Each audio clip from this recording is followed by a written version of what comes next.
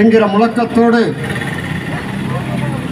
தொழிலாளர் விரோத 4 சட்ட கோடுகளை திரும்ப பெற வலியுறுத்தி இன்றைக்கு உடுமலை மாநகரிலே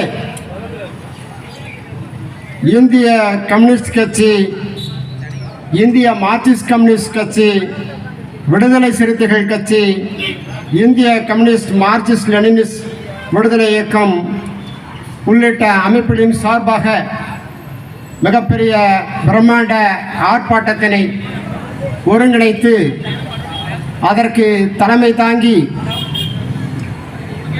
இந்த ஆர்ப்பாட்டத்தினை நடத்தி வரும் தோழர்கள் தண்டபாணி தோழர் உள்ளிட்ட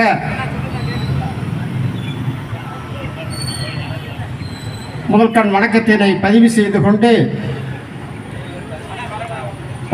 அருமை தோழர்களே, நான் பேசுவதற்கு முன்னாடி எல்லாருடைய பேரையும் சொல்லலான்னு சும்மா ஒரு அமைப்புக்கு 4 பேரை போட்டேன்.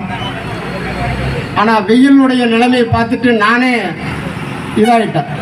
வேண்டாம், வெறுப்பேற்ற வேண்டாம் மக்களை. ஏன்னா வெயிலில் சுடும் வெயில்.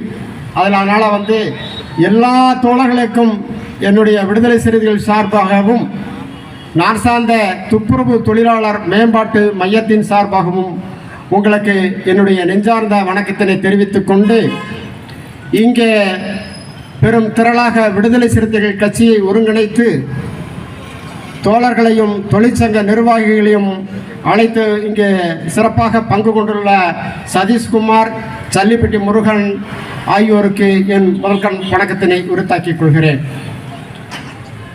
அது சமயம் தோழர்களே, இன்றைக்கு பாஜக அரசாங்கம் கொண்டு வந்திருக்கின்ற இந்த தொழிலாளர் விரோத போக்கை, இது ஏதோ இன்றைக்கு பாஜக அரசு கொண்டு வருகிறது என்று சொன்னாலும் கூட, உழைப்பு சுரண்டல் என்பதும் முதலாளித்துவம் தோன்றிய காலத்திலேயே அது முதலாளித்துவத்தோடு பிறந்தது. அப்படி முதலாளித்துவத்தோடு பிறந்த அந்த உழைப்பு சுரண்டலுக்கு எதிராக உலகம் தழுவிய முழக்கத்தை கார்ல் மார்க்ஸ், லெனின், ஏங்கல்ஸ் அவர்கள் உலக தொழிலாளர்களை ஒருங்கிணைத்து இன்றைக்கு தொழிலாளர்களுக்கு ஒரு உரிமையும் தொழில் தங்க விதிகளையும் சட்ட உரிமைகளையும் பெற்றுக் கொடுத்தது என்று சொன்னால் அது கம்யூனிஸ்டுகளின் அளப்பரியா தியாகம் என்பதை இந்த நேரத்திலே நான் சொல்லிக்கொள்ள பெருமைப்படுகிறேன். கம்யூனிஸ்டுகள் இல்லை என்று சொன்னால் இந்த உலகத்திலே, ஏதோ தமிழ்நாடு மட்டுமல்ல, இந்த உலகத்திலே தொழிலாளி வர்க்கம் என்பது நசுக்கப்பட்டிருக்கும். அருமை தோழர்களே, நல்லா நம்ம படிச்சிருக்கிறோம், வரலாற்றை படிச்சிருக்கிறோம். அதை நாம் புரட்டி பார்க்கிற பொழுது ஒரு பண்ணையாளை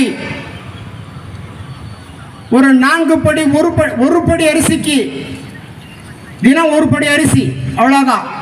மாதம் ஒரு 25 படி. அந்த 25 படி அரிசிக்கு விவசாய கூலியாக தன்னுடைய தோட்டத்திலே கொத்தடிமையாக வைத்திருப்பார்கள். சரி, அதை விட்டு நகரப்புறங்களிலே வந்தோம் என்று சொன்னால், நகரத்திலே பணி செய்கிற தூய்மை பணியாளர்களை, சாக்கடை அள்ளுபவனை குண்டா எடுத்து வர சொல்லி அந்த குண்டாவிலே ஒரு வாய் சோற்றை போட்டு அனுப்பி வைப்பான். அவனுடைய உழைப்பை சுரண்டல். உழைப்பை சுரண்டுவதிலே உழைப்பை சுரண்டும் முதலாளிக்கு ஈவு இரக்கம் இல்லாத அட்டை பூச்சிகள் அவர்கள். தொழிலாளியின் வியர்வை மட்டும் அவர்கள் உறிஞ்சவில்லை, உழைப்பை மட்டும் அவர்கள் உறிஞ்சவில்லை, அவனுடைய இரத்தத்தையும் உறிஞ்சுகிறார்கள்.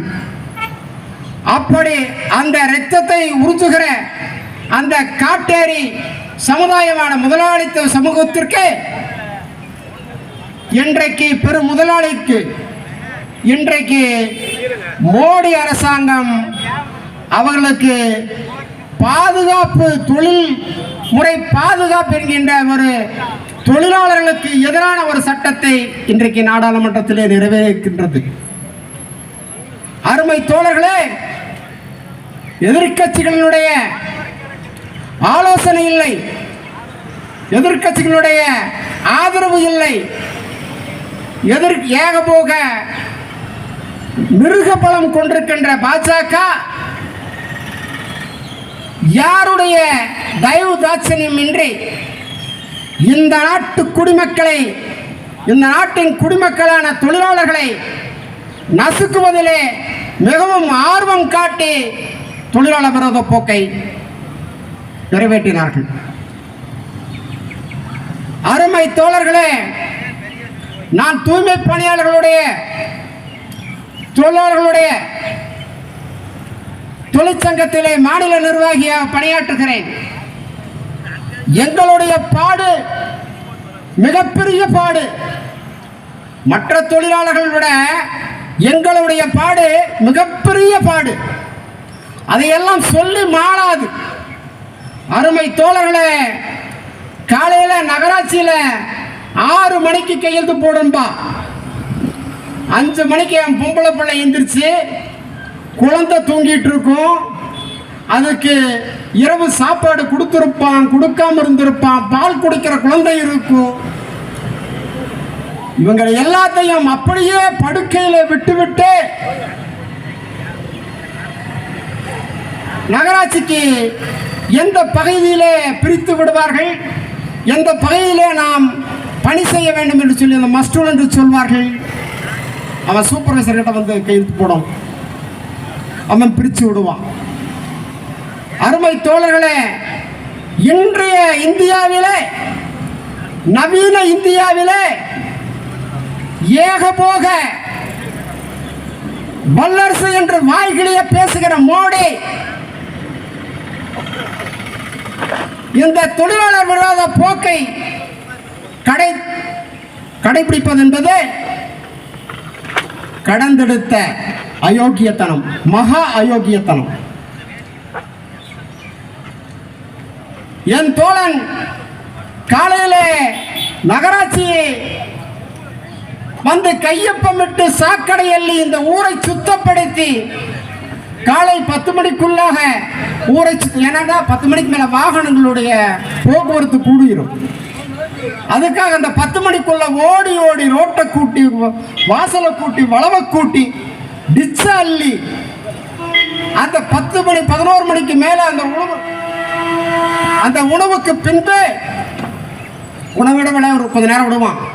அப்பெல்லாம் போய் பொதுவாகவே வந்து இப்போ நம்ம வெளியே வந்துட்டு வீட்டுக்கு போகணும்னா குளிச்சுட்டு சாப்பிட்றவங்க இருக்கிறான். நான்லாம் கை கழுவிட்டு தான் சாப்பிடுவேன்.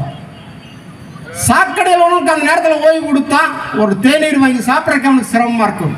காரணம், இங்கே அவ்வளோ பாதுகாப்பாக வச்சு வேலை வாங்குவானுங்க.